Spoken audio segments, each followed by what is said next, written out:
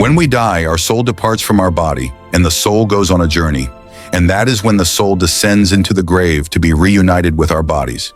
And when the soul is coming down, it witnesses the janazah, the funeral, and your body is laying there on the ground, wrapped up, getting ready to be buried. And you're descending, and you're seeing this, and you're hearing it, you're experiencing it.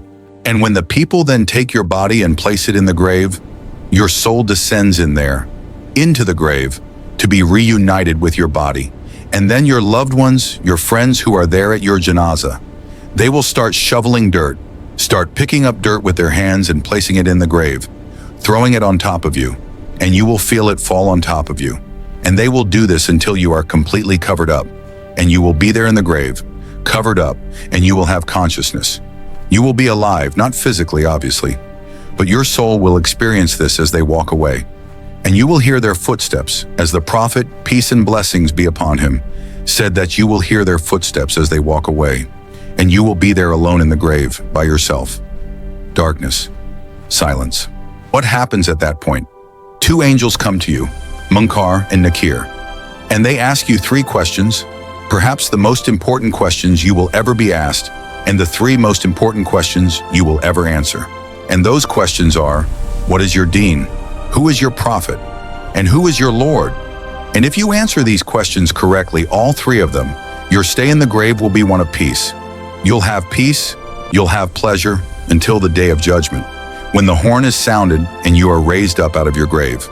But if you don't answer these questions correctly, all three of them, your stay in the grave will be full of pain. So we must answer these questions correctly. But here's the problem. A lot of us say to ourselves at this point, Kibi, I'm good because I'm a Muslim and I know the answers to these questions and I'll answer them correctly. This is a problem because the answers are not given, as many of the scholars say. The answer is not given with your tongue. The answer is not given with your brain. The answer is given with your heart. What is in your heart will come out at that moment. If you lived your life not really striving to be a Muslim, a true Muslim, trying to practice, then Islam really was not in your heart. So we have to make sure that we're striving, again, to the best of our ability. I'm not asking for perfection. I'm not asking for scholars. I'm not asking for you to be of the best character like the Prophet, peace be upon him.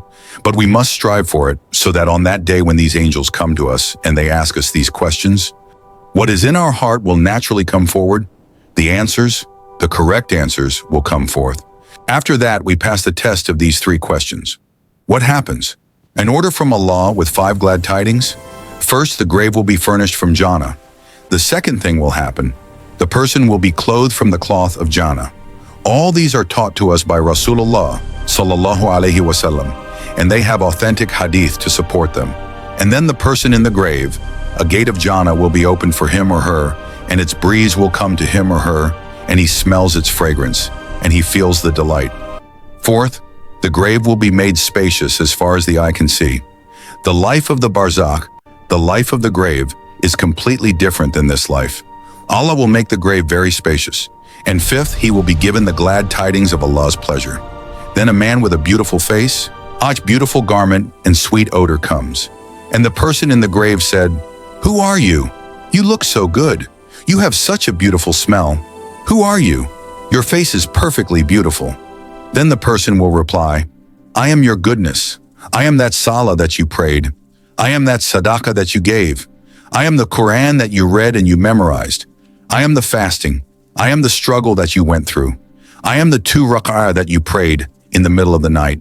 I am all the great, a man with a good face that will be our companion till the day of judgment."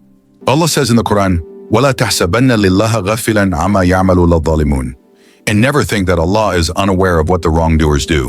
He will question everyone about what they used to do. We will be questioned about everything. Alhamdulillah, if this reminder benefited you, please subscribe to Daily Islamic Reminder for more powerful reminders like this one. And share the 2 new videos Daily uploaded Islamic daily, Reminders. inshallah. Press the bell Don't icon forget for to like, notifications. share, and hit the notification subscribe and bell share this so channel you for never Daily miss a Islamic reminder Reminders. that could change Press your the life. bell icon for May Allah notifications. reward you for supporting this Please work and subscribe spreading the and share message. this channel for Daily Remember, Islamic sharing this video Reminders. could be Press the sadaqah bell icon jariyah, for notifications. continuous charity for you.